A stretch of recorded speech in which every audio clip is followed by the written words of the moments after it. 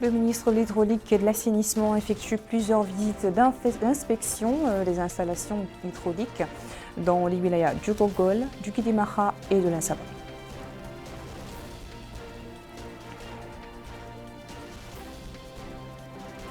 Nouakchott, capitale de la culture du monde islamique pour l'année 2023. Organisation dans ce sens d'une soirée de poésie par le comité supérieur chargé des activités de la célébration.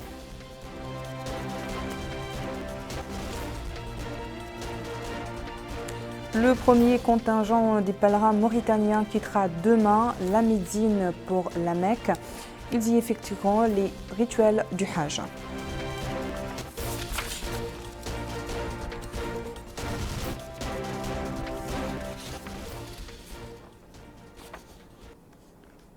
Bonsoir à tous et merci de vous joindre à nous. Le Premier ministre Mohamed Bilal Messoud a reçu une distinction des mains de la présidente de l'initiative pour la transparence des industries extractives, Madame Hélène Clark, au nom de la Mauritanie. C'était lors de la 20e conférence de l'initiative internationale pour la transparence des industries extractives à Dakar.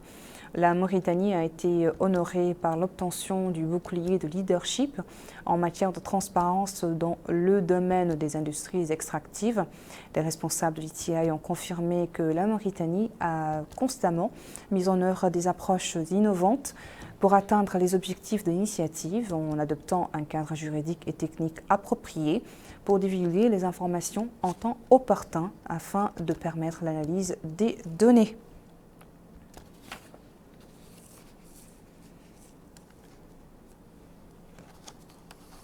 Et pour approfondir ce sujet, nous avons le plaisir d'accueillir pour vous le conseiller du Premier ministre et président du Comité national de l'industrie pour la transparence des industries extractives, Mohamed Lemine Ahmedou. Bonsoir. Bonsoir. Voilà. Tout d'abord, que signifie l'obtention du bouclier du leadership en matière de transparence dans le domaine des industries extractives, en particulier pour notre pays? Merci ma sœur et merci la télévision Mauritania de m'avoir donné cette opportunité de partager avec les Mauritaniens un ensemble d'idées relatives à cette distinction qui a couronné les efforts accomplis par la Mauritanie dans le cadre de la mise en œuvre de la norme ITIE. Comme vous le savez, cette initiative a une 20 années d'existence et c'était lors de sa 9e conférence que la Mauritanie a été distinguée, c'est-à-dire qu'il y a un effort pendant plus de 13 ans, mais que cet effort a connu 2 étapes essentielles.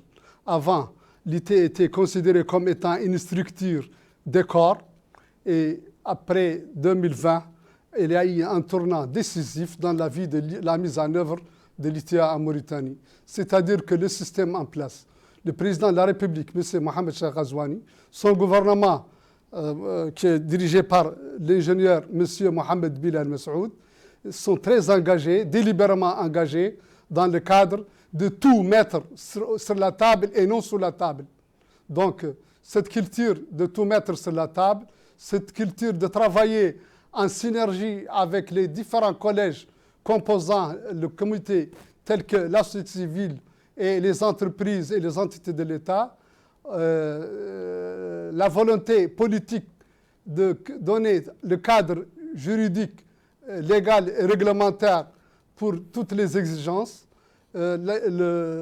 l'attitude envers les partenaires dans le domaine des industries extractives, tout ça a donné ce résultat. C'est-à-dire que la Mauritanie a été pendant les 3 années ou 4 années dernières pionnière dans tous les domaines. Elle a été pionnière au niveau de la cadence de la publication des données, de la publication des rapports, jusqu'à même être avec l'Allemagne dans le cadre du projet pilote qui est élaboré suivant des TDR flexibles, vie à tout malheur bon, comme on le dit, la situation du Covid. Donc nous sommes depuis 2020 alignés à l'Allemagne dans le cadre de reporting pilote. Donc il y a la régularité aussi dans la participation ou la contribution financière. Elle a été pionnière dans le cadre de la divulgation systématique, c'est-à-dire que notre partenariat avec nos amis de la GIZ a permis un cadre légal adopté par le gouvernement mauritanien, un décret et un concept technique qui ont permis l'élaboration d'un entrepôt de données qui sert depuis 2020 à l'extraction des données, c'est-à-dire une publication en temps réel des données des différentes parties prenantes, les entreprises et les entités de l'État. Donc, ce data warehouse, cet entrepôt de données, a réduit le coût de l'élaboration des rapports, a réduit aussi la périodicité de la publication, parce qu'on tire de ces données déjà qui existaient sur le data warehouse et qui ont été publiées à temps réel.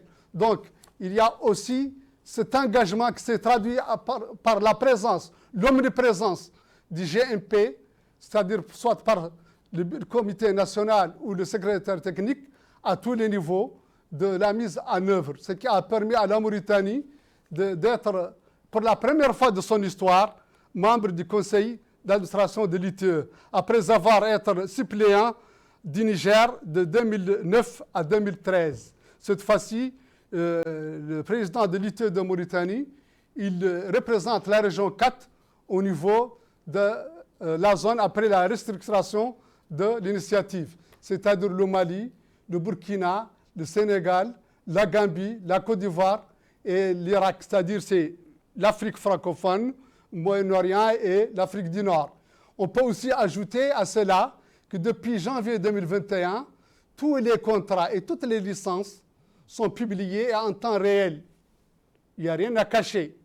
Donc, toutes ces pratiques et bonnes pratiques de bonne gouvernance, en plus de cette visibilité au niveau du ministère en charge du pétrole et des énergies, cette visibilité qui a permis d'élaborer une feuille de route très claire dans laquelle on voit la vision de la Mauritanie à travers une feuille de route. Et vous voyez que déjà nous sommes très avancés sur les questions de l'heure, telles que la transition énergétique, telles que, comment dirais-je, les énergies renouvelables.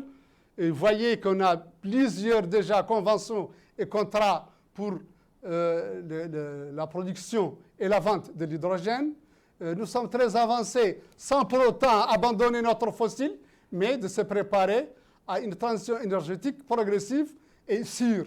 Donc tous ces éléments, toutes ces réponses à la mise en œuvre ont permis cette distinction. Bien Alors, sûr, si ce n'était le gouvernement, si ce n'était pas l'engagement politique, on allait rester au niveau du décor. Alors, M. Mohamed Lamine, vous nous avez parlé de la méthodologie que suit la Mauritanie aujourd'hui pour avoir obtenu cette distinction et pour une transparence optimale. Est-ce que vous pouvez nous parler de l'importance de ce prix, le bouclier du leadership en matière de transparence, l'importance de ce prix pour la Mauritanie aux yeux du monde, surtout que nous sommes à la veille de l'exploitation du gaz, par exemple? Écoutez, je ne veux pas divulguer un secret.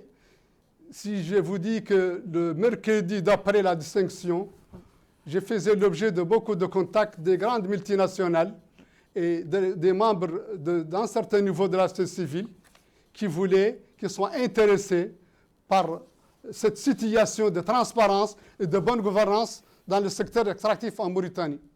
Donc, ce n'est pas un secret, mais je n'étais pas à mesure de dire quoi que ce soit parce que je ne suis pas autorisé. Mais je leur dis que la Mauritanie est là, ses frontières sont ouvertes, sa législation est encourageante pour l'investissement et c'est à eux de prendre le contact. Donc, je pense que le prix a sa valeur symbolique et là aussi sa valeur au sein des 57 pays membres de l'ITE pour le moment. Merci beaucoup, Monsieur Mohamed Lamine Ould Ahmedou. Merci d'avoir répondu à nos questions. Sir, je vous en prie.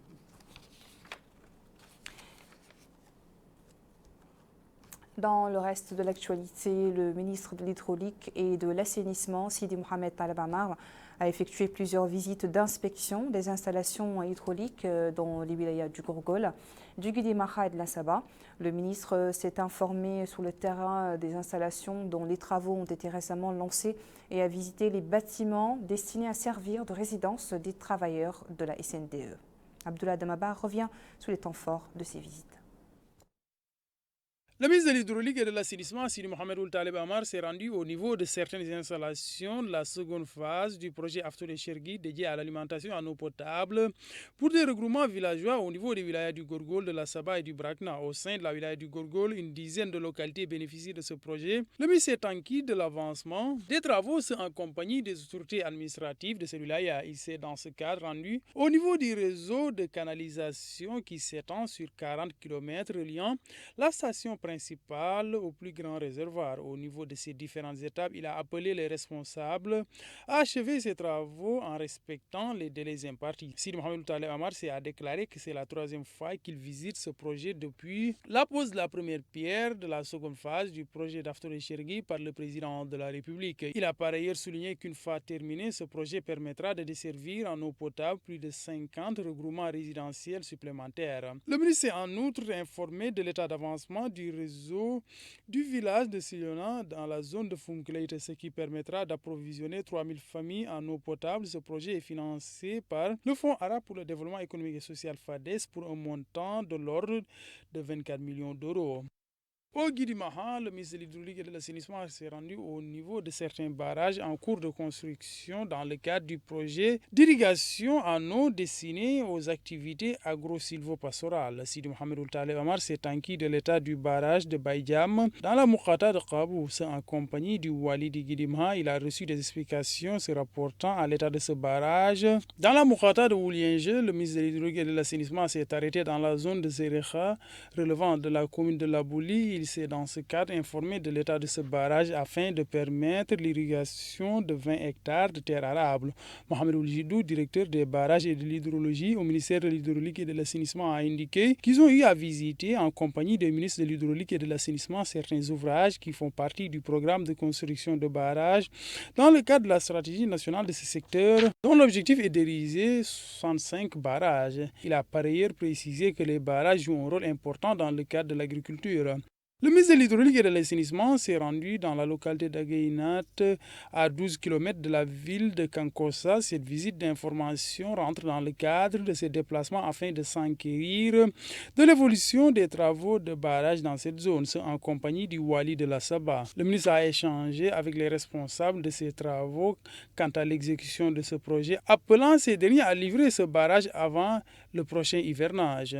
Le ministre de l'Hydraulique et de l'Assainissement a indiqué que l'édification de cet ouvrage entre dans le cadre du programme de construction de 100 barrages. Il a en outre précisé que la longueur de cet ouvrage est de 1200, ce qui permettra, dit-il, de desservir 300 hectares. Il a par ailleurs souligné que cet ouvrage va bénéficier les habitants de ces localités qui s'adonnent à la culture de la terre, qui occupe une place prépondérante dans le programme du président de la République. En plus de l'agriculture, ce barrage va aussi faciliter l'activité des éleveurs et ceux qui s'adonnent au métier des pêches. Le comité supérieur chargé des activités de célébration de Nouakchott, capitale de la culture du monde islamique pour l'année 2023, a organisé hier soir au centre culturel de la région de Nouakchott une soirée de poésie. À cette occasion, le secrétaire général du comité, Mohamed Sidi Abdallah, a souligné que le choix de Nouakchott comme capitale de la culture du monde islamique pour l'année 2023 n'était pas fortuit. Le hasard, mais se résulte plutôt de la grande influence culturelle dont jouit le pays. La soirée a été marquée par de riches contributions poétiques de jeunes poètes et par une exposition d'art plastique. Voilà, je vous le disais dans les titres, la mission officielle du Hajj a annoncé que demain, lundi donc, sera le premier jour d'envoi de nos pèlerins de la Mecque vers Médine pour la préparation des rituels du Hajj pour cette année 1444 de l'Hégire. Selon le programme, des voyages directs de groupe seront organisés via des bus privés. Aminata Khan. Le premier contingent de nos pèlerins, composé de 420 Mauritaniens, va quitter demain la ville de Médina al-Munawwara pour la ville sainte de la Mecque après avoir effectué les 40 prières à la Médine. Cette dame, membre de la commission chargée du transport des pèlerins, a déclaré que toutes les informations concernant le départ de la Médine vers la Mecque a été affichée très tôt pour permettre aux pèlerins de prendre leurs dispositions. Des bus privés climatisés ont été loués à cet effet pour faire la navette et transporter le premier groupe de pèlerins vers leur lieu de résidence à la Mecque pour que ces derniers effectuent les rituels du Hajj. Nos pèlerins à qui nous avons tendu le micro sont sereins et confiants des commodités mises en place par le ministère des Affaires islamiques et de l'enseignement originel, notamment en ce qui concerne l'hébergement, le contrôle et le suivi des patients, mais également toutes les modalités prises depuis leur départ de Nouakchott jusqu'à leur arrivée à Médine. Il est à noter que les pèlerins sont convoqués 3 heures avant le départ pour éviter tout désagrément. C'est sous le thème de l'érudit Dr Mohamed El Mokhtar Oulba reste vivant dans notre mémoire que le Conseil de la langue arabe en Mauritanie a tenu la 4e session de son forum. Le colloque a comporté des conférences présentées par un certain nombre de professeurs et de chercheurs qui ont parlé du rôle de cet érudit dans le développement des sciences ainsi que la présentation d'un film documentaire sur la vie du disparu, qu'Allah le recouvre de sa miséricorde. Le président du Conseil, Khalil El-Nahwi, a indiqué dans un mot prononcé pour la circonstance qu'il s'agit d'un moment pour se rappeler de feu Dr Mohamed El Mokhtar Oulba.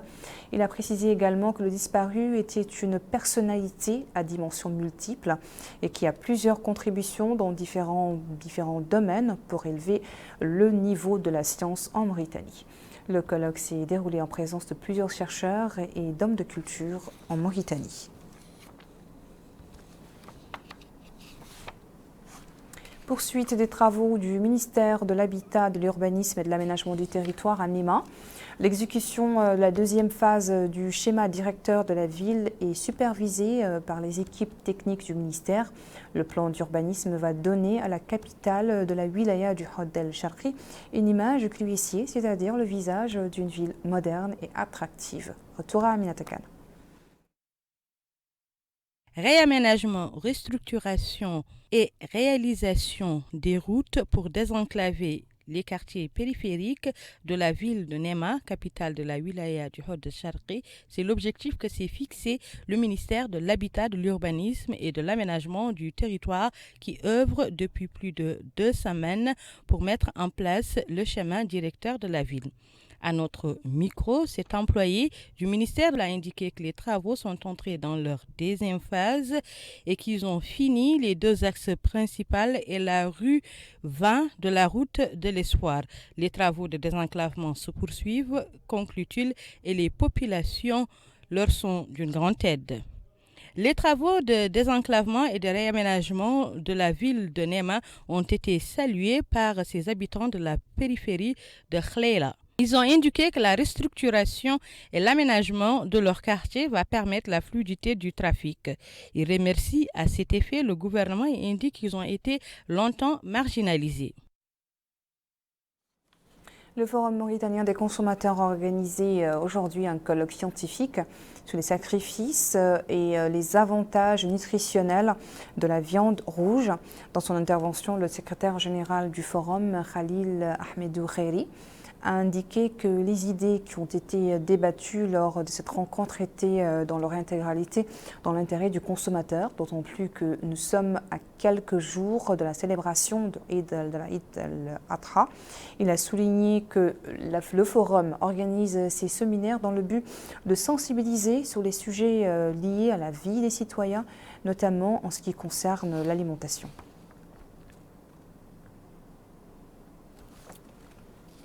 Hier, les partis de l'opposition démocratique ont organisé une marche, une manifestation qui a débuté à partir du carrefour de Sabar pour finir sur l'avenue Gamal Abdel Nasser.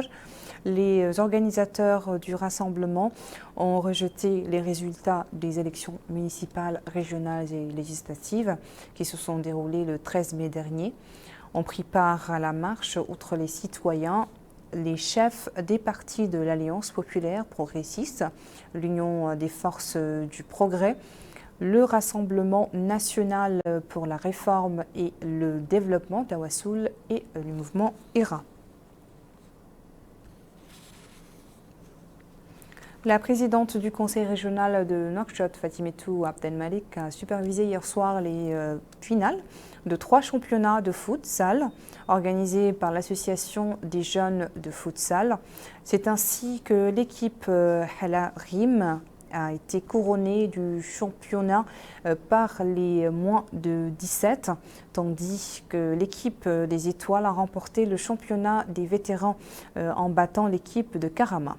Le championnat d'or a été remporté par l'équipe Atlético de Nouakchott, une manifestation sportive organisée sous le thème de non aux drogues s'inscrit dans le cadre de la politique sportive du conseil régional de Nouakchott visant à appuyer les clubs sportifs des jeunes. La cérémonie s'est déroulée en présence du maire de la commune de Toujounine. Voilà qui met fin à notre journal. Merci à vous de votre attention. Le rappel des principaux titres.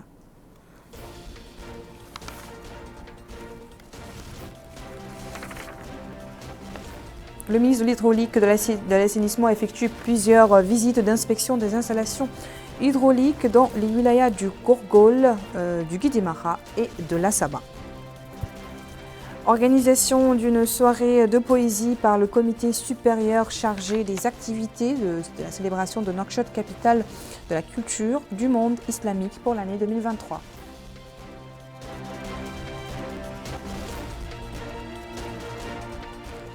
Le premier contingent de nos pèlerins quittera demain la Médine pour la Mecque où ils entendront les rituels du Hajj.